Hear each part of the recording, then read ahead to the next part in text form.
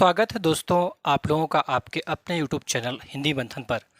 मैं रणंजय सिंह आप लोगों का तहे दिल से स्वागत, अभिनंदन और वंदन करता हूं। इसके पहले जो हमारी क्लासेस चली उन क्लासों के अंतर्गत हम लोगों ने काव्यशास्त्र में अलंकार को पढ़ लिया और छंद को पढ़ लिया। ये दो महत्वपूर्ण टॉपिक जो थे इसके पहले वाली क्लासों में हम लोगों ने देख लिया है। आज हम लोग उसी काव्यशास्त्र का अंतिम और अत्यंत महत्वपूर्ण बिंदु जिसे हम कहते हैं रस, उस रस पर सविस्तार से हम लोग चर्चा करेंगे। ठीक है, आइए देखते हैं रस के विषय में।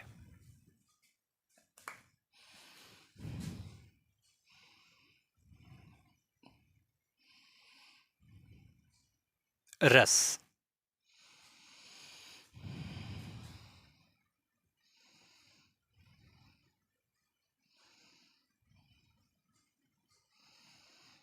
यदि हम इस रस के विषय में बात करें तो रस हम लोग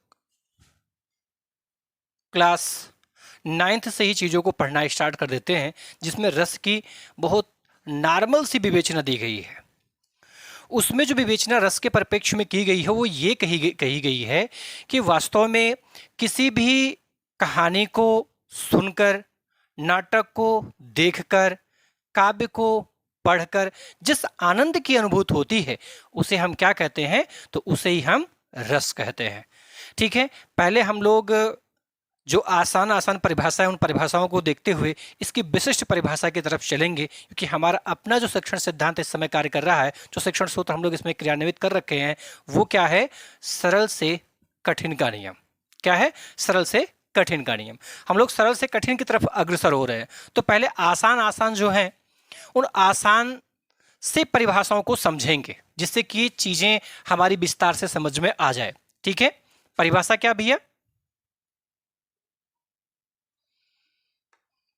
परिभाषा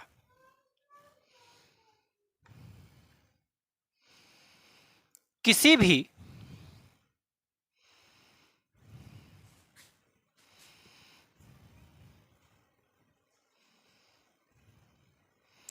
काव्य को पढ़कर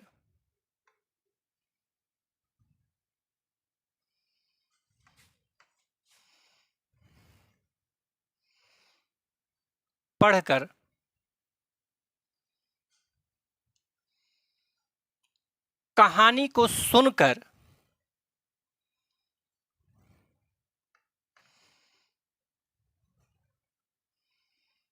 कहानी को सुनकर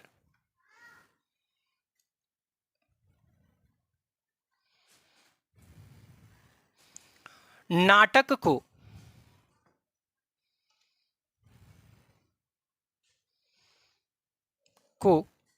देखकर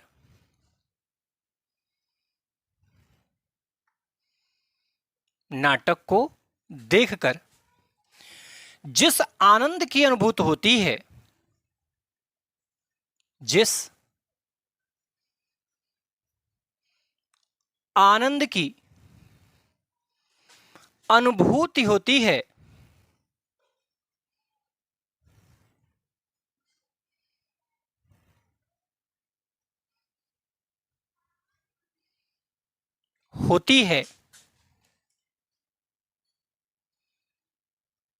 उसे हम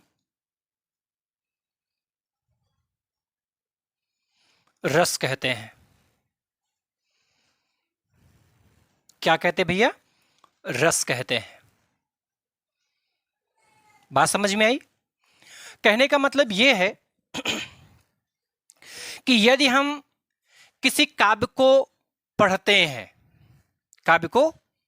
हैं, या फिर किसी कहानी को सुनते हैं, या फिर हम किसी भी नाटक को देखते हैं, तो जब हम किसी भी कहानी को पढ़ते हैं या किसी भी काव्य को पढ़ते हैं या कहानी को सुनते हैं या नाटक को देखते हैं, तो मन में जिस आनंद की अनुभूति होती है, जिस खुशी का एहसास होता है, उसे ही हम क्या कह देते हैं, उसी को हम साहित्य की भाषा में उसे ही हम रस कहते हैं।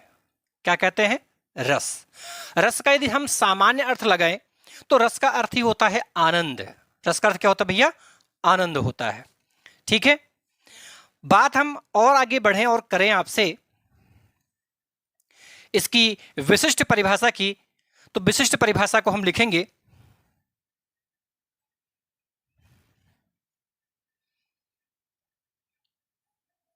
विशिष्ट परिभाषा। यह विशिष्ट परिभाषा आचार्य भामा द्वारा जो दी गई है रस सूत्र के आधार पर, इस रस सूत्र के आधार पर जो रस की विशिष्ट परिभाषा दी गई है, उसी परिभाषा को आज के परिप्रेक्ष्य में सर्वोत्तम परिभाषाओं की स्टडी में रखा गया है। वो परिभाषा क्या है भैया? जब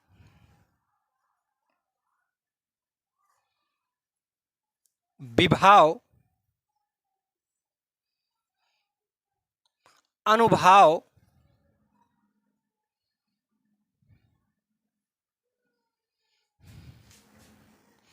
एवं संचारी भाव एवं संचारी भाव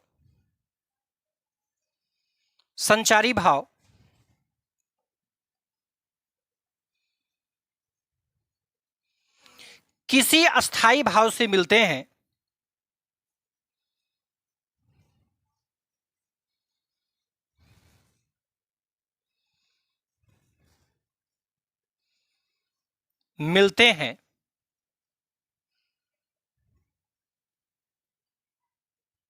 तो वे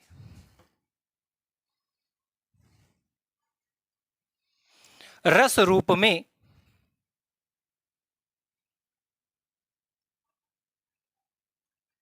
परिणत हो जाते हैं।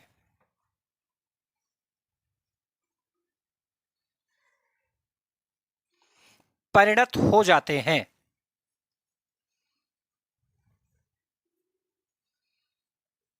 परिणत हो जाते हैं। कहने का मतलब यह है कि जब भैया विभाव, अनुभाव एवं संचारी भाव किसके साथ मिलते हैं? किसी भी अस्थाई भाव के साथ मिलते हैं, तो उनके मिलने के बाद में निर्माण किसका होता है? तो निर्माण हो जाता है आपके रस का। जब विभाव, अनुभाव एवं संचारी भाव किसी भी अस्थाई भाव में मिलते हैं, तो निर्माण किसका करते हैं? उनका परिवर्तन किस में होता है? उनका बदलाव किस में होता है? तो वो रस रूप में हो जाता है। अगर यही विभाव, अनुभाव एवं संचारी भाव हास नामक अस्थाई भाव में मिलेगा, तो हास्य नामक रस की निष्पत्ति हो जाएगी। अगर यही विभाव, अनुभव एवं संचारी भाव रति नामक अस्थाई भाव में मिलेगा, तब श्रृंगार रस की निष्पत्ति हो जाएगी। कहने का अभिप्राय मेरा यह है कि जब विभाव, अनुभव एवं संचारी भाव किसी भी अस्थाई भाव में मिलेगा, अर्थात जिस भी अस्थाई भाव में मिलेगा, वो तुरंत उसी रस का निर्माण कर देगा। क्या कर देगा? उसी रस का निर्माण कर देगा। बात समझ में आई? आगे समझते हैं, लेकिन आगे समझने के लिए आप इसका एक स्क्रीनशॉट लें, फिर मैं आगे चलता हूं।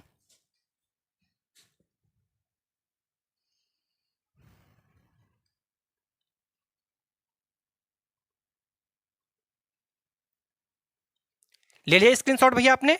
बहुत अच्छी बात है। अब हम लोग आगे की चीजों को समझते हैं, लेकिन आगे की चीजों को समझने से पहले हम लोग एक बार इसे पुनः देख लेते हैं, जिससे कि एकदम कॉन्सेप्ट अपना क्लियर हो जाए। सामान्य वे में कोई आपसे पूछे कि भाई रस किसे कहते हैं, तो आप क्या कह देंगे कि किसी भी काव्य को पढ़कर, कहानी को सुनकर या नाटक को देखकर मन में जिस आनंद की अनुभूति होती है, उसे ही हम क्या कहते हैं? उसे ही हम रस कहते हैं। उसे क्या कहते हैं? रस। अगर वही परिभाषा भरत मुनि के अनुसार पूछी जाए कि वास्तव में भरत मुनि ने अपने रस सूत्र में रसों की वास्तविक परिभाषा क्या दी है, तो उन्होंने बताया, क्या बताया? कि जब विभाव, अनुभव एवं संचारी भाव किसी भी अस्थाई भाव में मिलते हैं, तब किसी भी रस का क्या होता है? निर्माण हो जाता है। क्योंकि जो अस्थाई भाव होते हैं वो व्यक्ति के मन में स्थिर होते हैं। व्यक्ति के मन में क्या होते हैं? स्थित होते हैं। वो सुसुप्तावस्था में हमेशा जो अस्थाई भाव होता है वो क्या होता है? इंसान के मन में स्थिर रहता है। सुसुप्त अवस्था में जैसी उपयुक्त परिस्थितियां आती हैं, तुरंत वह रस बाहर आ जाता है। अपने रस सूत्र में विभाव, अनुभव एवं संचारी भाव की ही चर्चा किसने की? आचार्य भरत मुनि ने की। क्यों की? उसका एकमात्र कारण यह था भैया कि वास्तव में उनका मानना था कि विभाव, अनुभव एवं संचारी भाव ये जब भी किसी भी मन में स्थित अस्थाई भाव से मिलते हैं तो रस रूप में स्वतः ही वो क्या हो जाते हैं, परिणित हो जाते हैं। ये अस्थाई भाव कहीं बाहर से नहीं आता है, ये व्यक्ति के मन में स्थिर होता है। ऐसा नहीं है कि आपके मन में प्रेम का भाव नहीं है, दया का भाव नहीं है, ईर्ष्या का भाव नहीं है, द्वेष का भाव नहीं है, वीरता का भाव नहीं है। ये सारे के सारे भाव हमारे मन में पहले से ही स्थित होते हैं, बस उपयुक्त परिस्थितियां जैसे ही आती है तुरंत वो बाहर निकल जाते हैं। कहने का मेरा अभिप्राय यह है कि मान लीजिए आपने एकदम से किसी के अनिष्ट होने की आशंका आपके मन में उत्पन्न हुई, या आपने किसी भी आपके कोई खास है जिसके मृत्यु की सूचना आपको मिल गई, ठीक है, तो मृत्यु की सूचना मिलने के बाद में आपसे ये नहीं कहा जा रहा है यार आपका तो कोई प्रिय व्यक्ति मरा, आप रोना शुरू करो, नहीं, आपको रोने के लिए कहना नहीं पड़ेगा, वरन वो भाव जो अंदर स्थित है वो तुरंत जागृत अवस्था में आ जाएगा और आपके आंखों से आंसू निरंतर बहने शुरू हो जाएंगे। कहने का मतलब जब उपयुक्त परिस्थितियां आती हैं तो जैसी उपयुक्त परिस्थिति आती है ठीक वैसे ही अस्थायी भाव रस रूप में परिणित होकर के सामने प्रकट हो जाता है। बात समझ में आई? समझ में आया भैया? चलिए आगे समझते हैं।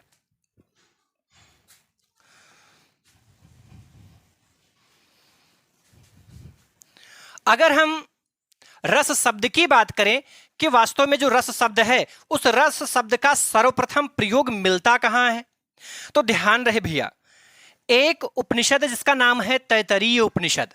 तैत्तरीय उपनिषद में ही सबसे पहले रस शब्द देखने के लिए मिलता है, उसी में सबसे पहले इसका उल्लेख किया गया रस शब्द का। किंतु रस शब्द का उल्लेख जो तैत्तरीय उपनिषद में मिला वहां पर उस रस का अर्थ आनंद नहीं था, वरन वहां पर जो रस का अर्थ बताया गया था वो क्या बताया गया था भैया, तो वह बताया गया था कि उस रस का अर्थ होता है परमात्मा। क्या होता भैया? परमात्मा। यहां से आप प्रश्न कैसे पूछा जाएगा? आपसे पूछा जाए कि रस शब्द का सर्वप्रथम उल्लेख किस उपनिषद में किया गया है, तो रस शब्द का सर्वप्रथम उल्लेख तैत्तरीय उपनिषद में किया गया है।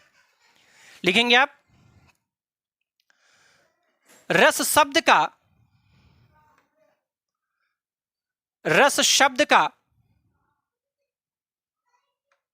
सर्वप्रथम उल्लेख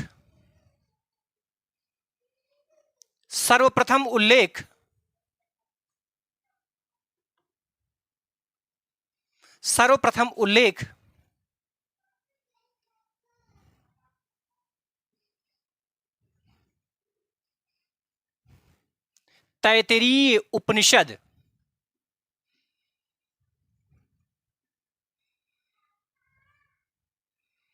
किस उपनिषद भैया?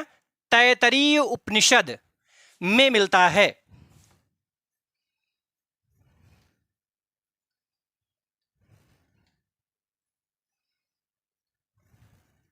यह कई बार की परीक्षा में प्रश्न पूछा जा चुका है कि वास्तव में रस शब्द का सर्वप्रथम उल्लेख किस उपनिषद में मिलता है, तो भैया तैत्तरीय उपनिषद में मिलता है। यह बात आपको ध्यान में रखनी होगी। किस उपनिषद में भैया? तैत्तरीय उपनिषद में।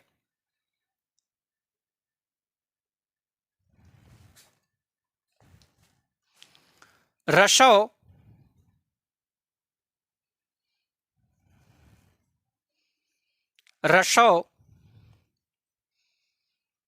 वै शः, रसो वै शः। वै का अर्थ होता है निश्चित ही,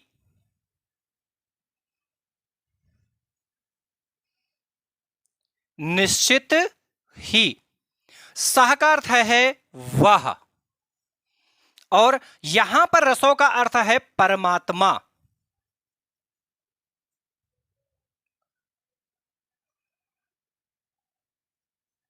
क्या भैया? परमात्मा। रसो वै शः, रसो वै शः अर्थात निश्चित ही वह परमात्मा है, निश्चित ही वह परमात्मा है। इसके अर्थ को यदि हम समझें, अर्थात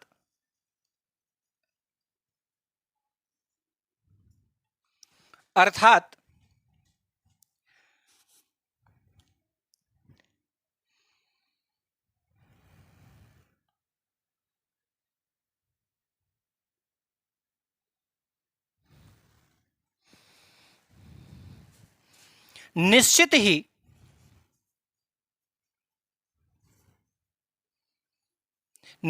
ही वह परमात्मा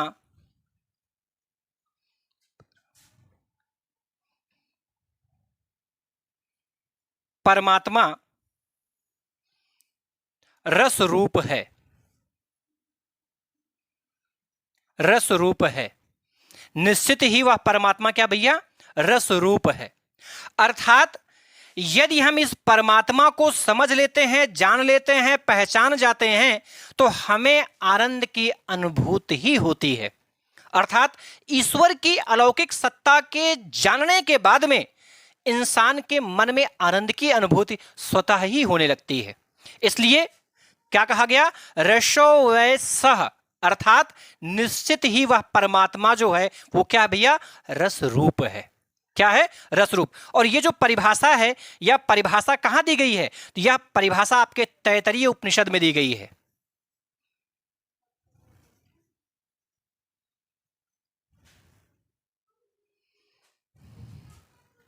तैत्तिरीय उपनिषद।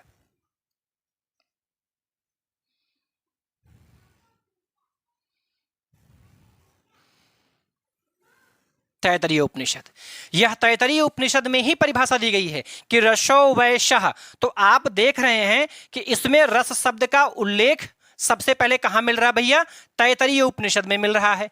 किंतु यहां पर जो रस शब्द दिया गया है, इस रस शब्द का अर्थ आनंद नहीं है, वरन यहां पर रस शब्द का अर्थ क्या भैया? परमात्मा। क्या है? परमात्मा। उसका अभिप्राय यह बताया गया है कि निश्चित ही वो जो परमात्मा है वो रस रूप में है, क्योंकि उसकी प्राप्ति के बाद में इंसान को प्रसन्नता होती है, खुशी मिलती है, उसे आनंद की अनुभूति होती है। ठीक है? तो आपसे यदि पूछा जाए कि रस शब्द का, ध्यान रहे, आपसे क्या पूछा जाए कि यह रस शब्द सर्वप्रथम इसका उल्लेख किस उपनिषद में मिलता है? तो इसका उल्लेख जो है वो तैत्तिरीय उपनिषद में मिलता है। तैत्तिरीय उपनिषद में जो रस शब्द दिया गया, उस रस शब्द का अर्थ क्या है? तो उस रस शब्द का अर्थ परमात्मा है। यह पॉइंट भी आप इसमें लिख लेंगे।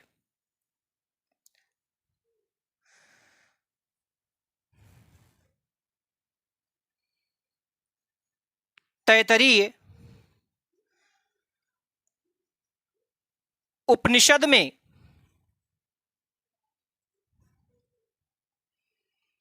रस का अर्थ परमात्मा बताया गया है।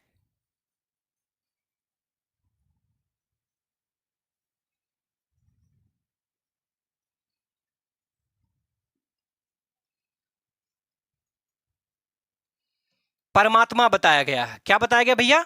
परमात्मा बताया गया है। तो अभी तक मैंने आपको जो बताया वो क्या बताया भैया? मैंने आपको अभी तक बताया कि वास्तव में भाई रस किसे कहते हैं। तो हम कह सकते हैं कि किसी भी काव्य को पढ़कर, कहानी को सुनकर या नाटक को देखकर जिस आनंद की अनुभूति होती है उसे हम रस कहते हैं। मैंने विशिष्ट परिभाषा आपको बताई कि जब विभाव, अनुभाव एवं व्यभिचारी भाव किसी भी अस्थाई भाव से मिलते हैं तो वो रस रूप में परिणित हो जाते हैं, रस रूप में बदल जाते हैं। मैंने आपसे बताया कि रस शब्द का सर्वप्रथम उल्लेख किस उपनिषद में मिलता है? तो तैत्तिरीय उपनिषद में मिलता है। किस उपनिषद में? तैत्तिरीय उपनिषद में। आपसे पूछा जाए कि तैत्तिरीय उपनिषद में रस का अर्थ क्या बताया गया है? तो रस का अर्थ परमात्मा बताया गया। क्या बताया गया भैया? परमात्मा बताया गया है। चलिए यहां का इतना आप स्क्रीनशॉट लीजिए, फिर मैं इसके आगे की चीजों की चर्चा आपसे करता हूं।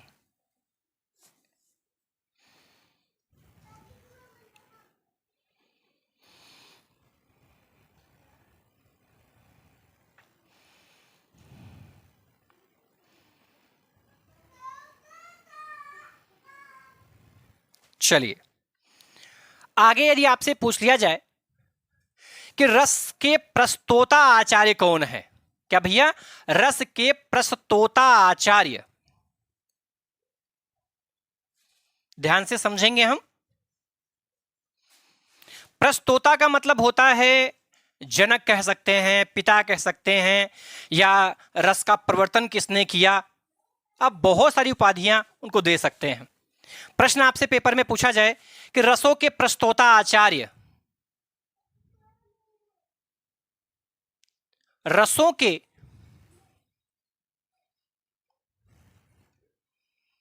प्रस्तोता आचार्य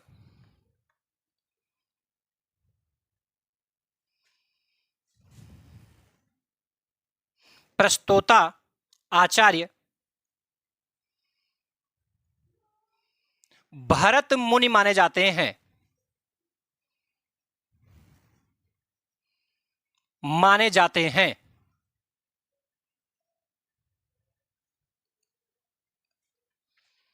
आगे समझेंगे।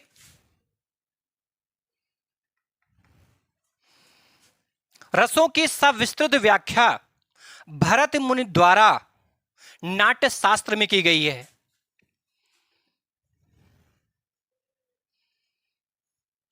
रसों की सविस्तृत परिचर्चा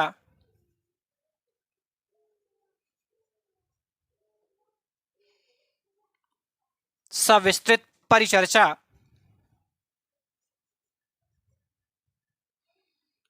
परिचर्चा आचार्य भरत मुनि द्वारा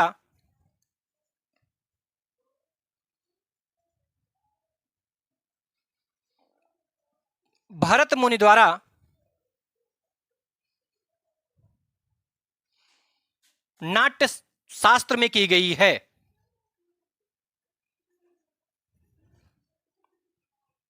नाट्य शास्त्र में की गई है।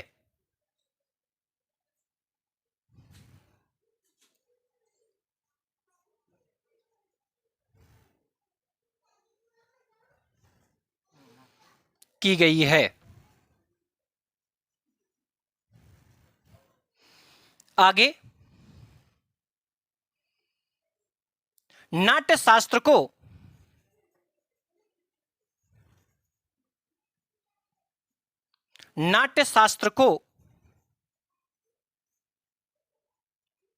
पंचम वेद कहा जाता है।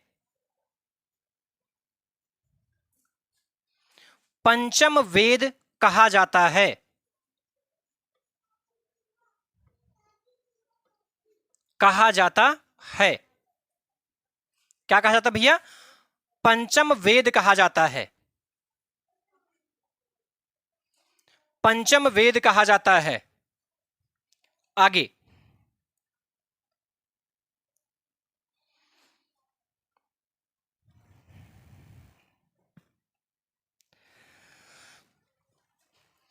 क्या मैंने कहा? यदि आपसे पूछा जाए कि रसों के प्रस्तोता आचार्य कौन है, तो प्रस्तोता आचार्य भरत मुनि है। ठीक है। अगर आपसे पूछा जाए कि इन रसों की सविस्तृत व्याख्या यानी सविस्तृत परिचर्चा किसने की, तो आचार्य भरत मुनि ने की। कहां की? तो अपनी ही रचना नाट्य शास्त्र में की गई। कहां की भैया? अपनी रचना नाट्य शास्त्र में की। इस नाट्य शास्त्र का उपनाम क्या है? तो इस नाट्य शास्त्र को ही पंचम वेद कहा जाता। क्यों कहा जाता है? क्योंकि आपको पता है वेद तो चार ही हैं। वेद कितने हैं? वेद चार हैं। ऋग्वेद है, यजुर्वेद है, सामवेद है, अथर्ववेद है। कितने वेद हैं? चार वेद है। तो ये पांचवा वेद आप नाट्यशास्त्र को क्यों आपने माना? इसका कारण यह रहा कि वास्तव में वेदों में लिपिबद्ध जो कहानियां थी, उन कहानियों का मंचन किसने किया? भरत मुनि जी ने किया। और कहां किया? अपने इस नाट्य शास्त्र में किया। जो कहानियां वेदों में लिपिबद्ध थी, लोग उसे पढ़ नहीं पा रहे थे, लोग उसे समझ नहीं पा रहे थे, इसलिए नाट्य शास्त्र में आचार्य भरत मुनि ने उन कहानियों का नाटकीय रूप से चित्रण किया, जिससे कि लोग उसे आसानी से मंचन पर अर्थात मंचों पर उसे प्रस्तुत कर सकें और वो कहानी जो है लोग आसानी से समझ सकें, उसके भाव को आसानी से ग्रहण कर सकें। अर्थात वेदों की कहानियों का उल्लेख इस नाट्य शास्त्र में किया गया है, इसलिए नाट्य शास्त्र को क्या कहा गया? पंचम वेद कहा गया, पांचवा वेद कहा गया। बात समझ में आई? ये जो नाट्य शास्त्र है, इस नाट्य शास्त्र से जुड़ी हुई कुछ चीजें बहुत महत्वपूर्ण, जो परीक्षा के दृष्टिकोण से बहुत जरूरी है। तो आप इसका एक स्क्रीनशॉट लें, फिर मैं उसकी चीजों की चर्चा भी आपसे करता हूं।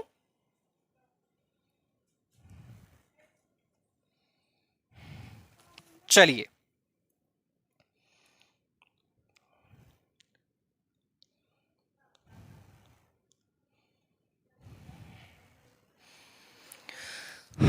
चलिए आगे देखते हैं।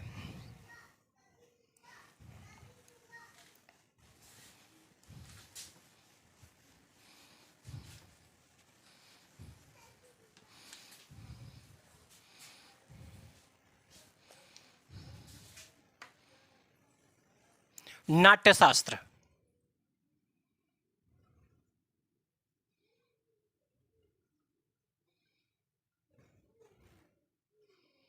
नाट्यशास्त्र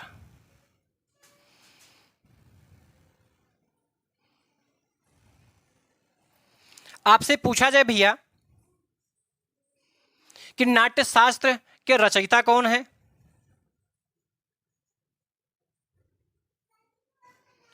तो आचार्य भरत मुनि।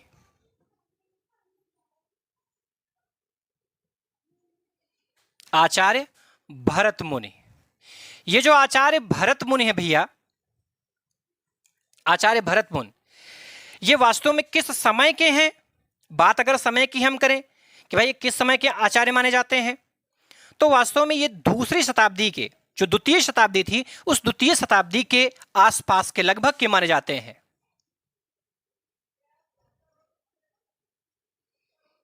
द्वितीय शताब्दी के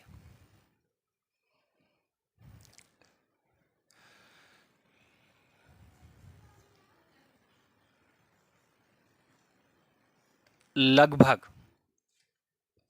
ठीक है, आगे उपनाम। उपनाम क्या इसका? अभी मैंने बताया पंचम वेद। क्या भैया? पंचम वेद। पूछा जाए इसमें अध्याय कितने हैं? अध्याय 36 अध्याय। इसमें आपसे पूछा जाए कि श्लोक कितने हैं? श्लोक, इसमें श्लोक है भैया 5000।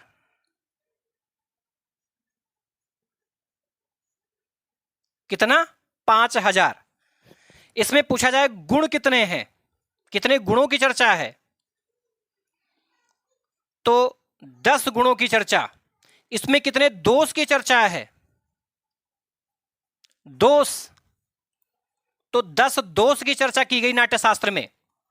पूछा जाए कितने अलंकार बताए गए हैं, तो 4 अलंकार बताए गए हैं। रस कितने बताए गए हैं, तो इसमें 8 रस बताए गए। कितने? 8 रस। ये बहुत महत्वपूर्ण है। ठीक है, कहने का मतलब यह है कि अगर आपसे पूछा जाए कि इस नाट्यशास्त्र के रचयिता कौन है, तो नाट्यशास्त्र के रचयिता भरत मुनि है। कौन भैया? भरत मुनि है। भरत मुनि किस शताब्दी से संदर्भित हैं? तो भरत मुनि जो है वो द्वितीय शताब्दी से संदर्भित हैं। आपसे पूछा जाए कि नाट्यशास्त्र का उपनाम क्या है, तो नाट्यशास्त्र को ही हम पंचम वेद कहते हैं। क्या कहते हैं? पंचम वेद कहते हैं। आपसे पूछा जाए कि इस नाट्यशास्त्र में अध्याय कितने हैं, तो इस नाट्यशास्त्र में 36 अध्याय। कितने अध्याय हैं? 36 अध्याय हैं। आपसे पूछा जाए इस नाट्यशास्त्र में श्लोक कितने हैं, तो भैया इसमें 5000 श्लोकों का उल्लेख है। कितना? 5000। फिर आपसे पूछा जाए इस नाट्यशास्त्र में कितने गुणों की चर्चा की गई है, तो भैया 10 गुणों की चर्चा की गई है। कितने दोषों की चर्चा की गई है, तो 10 दोषों की चर्चा की गई है। कितने अलंकारों की चर्चा की गई है, तो 4 अलंकारों की चर्चा की गई। मैंने यह भी आपको पहले बता रखा है। मैंने आपको बताया था ना कि आचार्य भरत मुनि ने अपने नाट्यशास्त्र में उपमा, रूपक, दीपक, यमक, इन 4 अलंकारों की चर्चा की है। मैंने इसकी चर्चा जब मैं अलंकार पढ़ा रहा था तो मैंने वही आपसे किया था कि अलंकार शब्द का सर्वप्रथम प्रयोग कहां किया गया, तो अलंकार शब्द का सर्वप्रथम प्रयोग जो किया गया है वो नाट्यशास्त्र में किया गया है।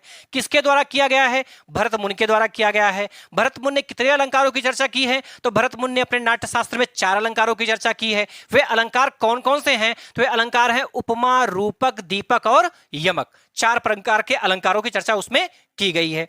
आपसे पूछा जाए कि वास्तव में नाट्यशास्त्र में कितने रसों की चर्चा की गई है, तो नाट्यशास्त्र में केवल और केवल 8 रसों की चर्चा की गई है। नोट में एक पॉइंट आप इसमें लिखेंगे भैया, नोट में क्या लिखना है कि इस नाट्यशास्त्र के अंतर्गत शांत रस की चर्चा नहीं की गई। 9वें रस शांत रस का उल्लेख नहीं मिलता है। लिखेंगे 9वां रस शांत रस, शांत रस का उल्लेख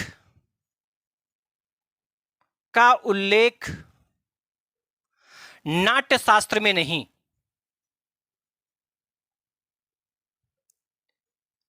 नाट्यशास्त्र में नहीं। ठीक, तो कितने रसों के उल्लेख भैया? केवल 8 रसों का उल्लेख आपके इस नाट्यशास्त्र के अंतर्गत मिलता है। ध्यान रहे, आज की क्लास को मैं यहीं पर स्थगित करता हूं। इसके आगे की चीजों की चर्चा मैं अपनी अगली क्लास में करूंगा। आज आपको यहीं पर मैं विदा दे रहा हूं, किंतु ध्यान रहे ये विदा का जो बात है, विदाई की जो बात है, ये केवल आज तक क्लास तक ही सीमित है। कल मैं आपको पुनः मिलूंगा, ठीक है? सुबह 9 बजे ही मेरी जितनी भी क्लासें हैं वो सुबह 9 बजे तक आपको मिल जाया करेंगी। 9 बजे आप जरूर मेरे इस वीडियो को देखें और इस पर यदि कोई सुझाव है, यदि कोई कमेंट करना चाहते हैं, उस कमेंट को जरूर करें।